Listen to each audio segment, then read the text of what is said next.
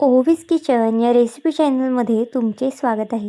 तर आज आपण ना 1 वाटी तांदळाचं पीठ आणि त्यामध्ये रवा टाकून ना अतिशय भन्नाट अशी रेसिपी करणार आहोत.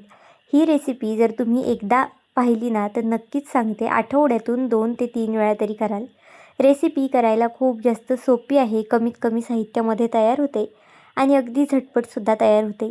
तुमच्या घरामध्ये जे काही साहित्य अवेलेबल आहे ना, अगदी त्याच साहित्यांमध्ये ही रेसिपी तयार होते. तर चला थोडाही वेळ न घालवता लगेच व्हिडिओला सुरुवात करूया. तर आता पाहू शकता इथे मी अर्धी वाटी तांदळाचं पीठ घेतलं आहे आणि अर्धी वाटी बारीक रवा घेतला आहे. आता तुम्हाला ना इथे जर जास्त लोकांसाठी ही रेसिपी करायची असेल ना, तर तुम्ही 1 वाटी तांदळाचं पीठ आणि 1 वाटी रवा घ्या. ही रेसिपी मी 2 ते 3 जणांसाठी करते, त्यानुसार अर्धी वाटी तांदळाचं पीठ आणि अर्धी वाटी रवा पुरेसा आहे. आता हा रवा ना बारीक घेतलेला आहे, पण जर तुमच्याकडे जाड रवा असेल ना, तर तुम्ही मिक्सरच्या भांड्याला एकदा फिरून घेतला ना तरी चालेल. आता यामध्ये 2 चमचे मी ताजं दही घातलं आहे. दही घालणं खरं तर अगदी ऑप्शनल आहे. तुम्हाला जर आवडत असेल तर घाला किंवा जर तुमच्याकडे आत्ता अवेलेबल असेल ना, तर इथे तुम्ही दहीचा वापर करू शकता. दही घातल्यानंतर बघा अगदी छान असे हे मिक्स करून घ्यायचं आहे. तोपर्यंत जर तुम्ही चॅनलवरती नवीन असाल आणि अजूनही चॅनलला सबस्क्राईब केलं नसेल, तर एक लाईक आणि एक सबस्क्राईब नक्कीच करून घ्या. कारण की तुमचे एक लाईक, एक सबस्क्राईब हे नवीन यूट्यूबरसाठी खूप जास्त मोलाचं असतं. तसाच माझा हा व्हिडिओ तुम्ही कोणत्या देशातून, शहरातून पाहत आहात ना, हे सुद्धा मला कमेंट करून सांगायला विसरू नका. आता इथे पाहू शकता यामध्ये आपल्याला अगदी थोडं थोडं करून पाणी घालायचं आहे आणि एखाद्या चमच्याच्या साहाय्याने किंवा अशा पद्धतीने रवीच्या साहाय्याने तुम्ही मिक्स करून घ्या. इथे आपण ना कोणत्याही पद्धतीचा डोसा वगैरे करत नाही किंवा अप्पम, उत्तप्पा असं कोणताही पदार्थ करत नाही.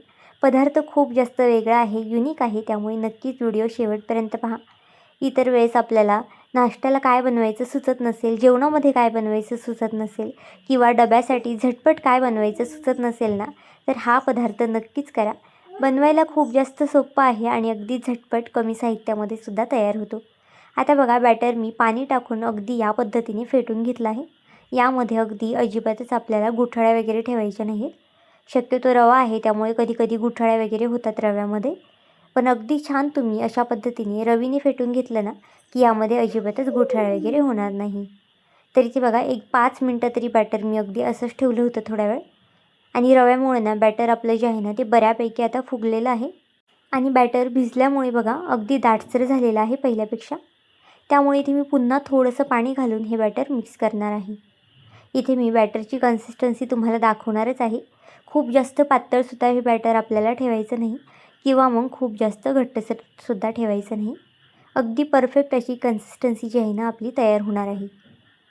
बॅटरमध्ये पाणी घातल्यानंतर हे बॅटर आपल्याला अगदी छान असं फेटून घ्यायचं आहे. त्यानंतर यामध्ये चवीनुसार मीठ घालायचं आहे.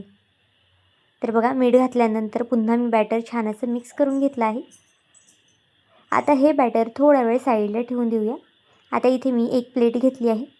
तुमच्याकडे जर एखादा ट्रे असेल किंवा एखादं पसरटं पातेलं असेल छोटं डब्बा वगैरे, तर त्याचासुद्धा इथे तुम्ही वापर करू शकता. पण मी इथे प्लेटचा वापर करणार आहे. जर तुमच्याकडे ढोकळा उकडायची आपली प्लेट असते ना भांडं, त्यामध्ये सुद्धा तुम्ही अशा पद्धतीने हे उकडून घेऊ शकता. आता तुम्हाला इथे कळलंच असेल की आपण हा ढोकळा करणार आहोत. यापूर्वी तुम्ही अशा पद्धतीने तांदळाच्या पिठाचा आणि रव्याचा ढोकळा केलता का, हे सुद्धा मला नक्कीच कमेंट करून सांगा. आता इथे पाहू शकता प्लेटला मी अगदी छान असं तेल लावून घेतलं आहे. अगदी कडेपर्यंत आपल्याला तेल लावून घ्यायचं आहे. आता प्लेट थोडा वेळ साईडला ठेवून देऊया आणि जे बॅटर आपण सुरुवातीला फेटून ठेवलं होतं ना, ते घेऊया. त्यामध्ये अगदी थोडासा आपल्याला इनो घालून घ्यायचा आहे. बघा इनोची अगदी अर्ध्या पुडीलासुद्धा कमी इनो होता इथे. अगदी थोडा इनो घालायचा आहे. खूप जास्तसुद्धा इनोचा इथे वापर करायचा नाही. जर तुमच्याकडे इनो नसेल तर तुम्ही त्या जागी सोड्याचा वगैरे सुद्धा वापर करू शकता. आपण जो घरामध्ये खायचा सोडा वापरतो ना, अगदी तो सोडा घातला ना तरी चालेल. आता सगळं बॅटर एका प्लेटमध्ये ओतून घ्यायचं आहे. तुम्ही जर ढोकळा उकडायची जी प्लेट असेल त्यामध्ये जर करत असाल ना, तर त्यामध्ये सगळं बॅटर अगदी या पद्धतीने ओतून घ्या. आता बॅटर प्लेटमध्ये ओतताना तुम्हाला कळलंच असेल की बॅटरची कन्सिस्टन्सी नक्की कशी आहे. खूप जास्त पातळसुद्धा नाही आणि खूप जास्त घट्टसरसुद्धा नाही. यावरती अगदी छान दिसण्यासाठी ना मी थोडंसं लाल तिखट भुरभुरलेलं आहे. ऑप्शनल आहे, तुम्हाला जर आवडत असेल तर भुरभुरा, नाहीतर नाही टाकलं ना तरी चालेल. एका साईडला मी गॅसवरती बघा कढईमध्ये पाणी ठेवलं आहे आणि त्यावरती इथे मी चाळण ठेवली आहे आणि अगदी या पद्धतीने आता हा ढोकळा मी उकडून घेणार आहे. तुमच्याकडे जर इडली पात्र असेल किंवा मग तुमच्याकडे जर ढोकळा पात्र असेल ना, त्यामध्ये सुद्धा हा ढोकळा तुम्ही उकडू शकता. आता यावरती झाकण ठेवून आपल्याला एक 10 मिनिटासाठी फक्त वाफ काढून घ्यायची आहे. जितका वेळ इडली उकडायला लागतो ना, अगदी तितकाच वेळ यालासुद्धा लागतो. खूप जास्तसुद्धा वेळ लागत नाही. सकाळच्या घाईगडबडीमध्ये जर करायचं असेल ना, तर सुरुवातीला तुम्ही हा ढोकळा उकडत घाला आणि नंतरनं तुम्ही याची चटणी करू शकता. अगदी कमीत कमी साहित्यामध्ये ढोकळा तयार होतो. तुम्हाला फक्त अर्धी वाटी तांदळाचं पीठ, अर्धी वाटी रवा टाकून पाणी मिक्स करायचं आहे. त्यामध्ये थोडासा इनो सोडा किंवा घालायचा आहे आणि अगदी झटपट असा हा ढोकळा आपला तयार होतो. तर इथे बघा, ढोकळा जो आहे ना, तो खूप जास्त गरम आहे. तुम्हाला जर गरम गरम काढायचा नसेल ना, तर तुम्ही थोडा वेळ थंड होऊन द्या. पण आता बघा, इथे मी गरम गरमच काढणार आहे ढोकळा. तरीसुद्धा अजिबातच हा ढोकळा ना तुटत वगैरे नाही. अगदी छान जाळीदार होतो. तुम्हाला नंतर ना मी तोडूनसुद्धा दाखवणार आहे. त्यामुळे व्हिडिओ शेवटपर्यंत पहा, कुठेही स्किप करू नका. आता इथे पाहू शकता, सुरीने मी अशा पद्धतीने त्याच्या ज्या कडा आहेत ना, त्या रिकाम्या करून घेतल्या आहेत आणि अगदी सहज कडा रिकाम्या होतात. अजिबातच खाली ढोकळा आपला चिटकत वगैरे नाही.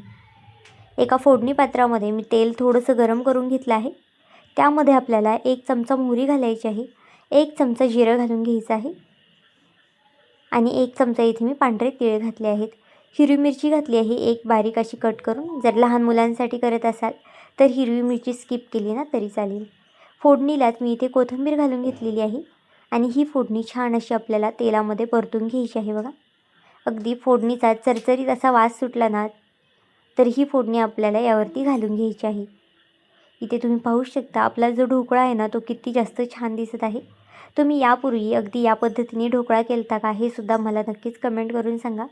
आपण नेहमी बेसन पिठाचा ढोकळा तर नक्कीच करत असतो, पण असा झटपट असा ढोकळा तुम्ही एकदा करून पहा. खायला खूप जास्त अप्रतिम लागतो. कधी जर मुलांना इडली वगैरे खाऊशी वाटली ना, तरीसुद्धा तुम्ही अशा पद्धतीने त्यांना बनवून देऊ शकता. फक्त जो आपण प्लेटमध्ये ओतला आहे ना, तो आपल्याला इडली पात्रामध्ये ओतून घ्यायचा आहे बॅटर. त्याच्यासुद्धा अगदी टम्म अशा इडल्या फुलतात आणि खायलासुद्धा अगदी छान लागतात. आता बघा, वरनं मी कोथिंबीरसुद्धा घालून घेतली आहे. आता याचे आपल्याला काप करून घ्यायचे आहेत.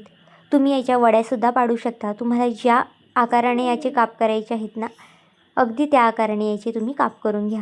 इथे बघा, अगदी या पद्धतीने ना मी त्रिकोणी कट करून घेते. सुरीला जर थोडंसं चिटकत वगैरे असेल ना, तर पाण्याने सुरी भिजून घ्या, म्हणजे अजिबातच चिकटणार वगैरे नाही. इथे पाहू शकता, अगदी छान मऊसूत असा आपला हा ढोकळा जो आहे ना, तो तयार झालेला आहे. कधी कधी पाहुणे-रावळे येतात आणि नाश्त्याला काय बनवायचं सुचत नसेल ना, आणि नेहमी आपण पोहे, उपमा वगैरे करतच असतो. पण अशा पद्धतीचा हा झटपट आणि चवदार असा ढोकळा करून पहा.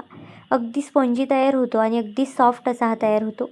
अगदी तोंडात टाकताच ना विरघळणारा असा हा ढोकळा आपला तयार होणार आहे. तर इथे बघा, एका प्लेटमध्ये हा ढोकळा मी काढून घेतला आहे. इथे आपण ना याच्यासोबत खोबऱ्याची चटणी सर्व केलेली आहे मी. आपल्याला फक्त शेंगदाणे, थोडंसं खोबरं, हिरवी मिरची, लसूण आणि कोथिंबीर हे मिक्सरला वाटून घ्यायचं आहे आणि त्यालासुद्धा जिरी मोहरीची फोडणी द्यायची आहे. अगदी इन्स्टंट अशी आपली ही चटणीसुद्धा तयार होते.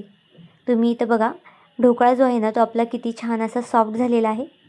अगदी हलक्या हाताने तोडला ना तरीसुद्धा तुटत आहे. तुम्हाला इथे मी तोडून दाखवते तर कळतच असेल किती जास्त हा सॉफ्ट झालेला आहे. आतनंसुद्धा अगदी छान अशी जाळी पडलेली आहे. तर आजची ही रेसिपी तुम्हाला कशी वाटली, मला हे कमेंट करून नक्की सांगा. आणि चॅनलवरती नवीन असाल तर चॅनलला एक लाईक आणि सबस्क्राईब करायला विसरू नका. पुन्हा भेटूया आपण अशाच एका नवीन व्हिडिओमध्ये. तोपर्यंत बाय.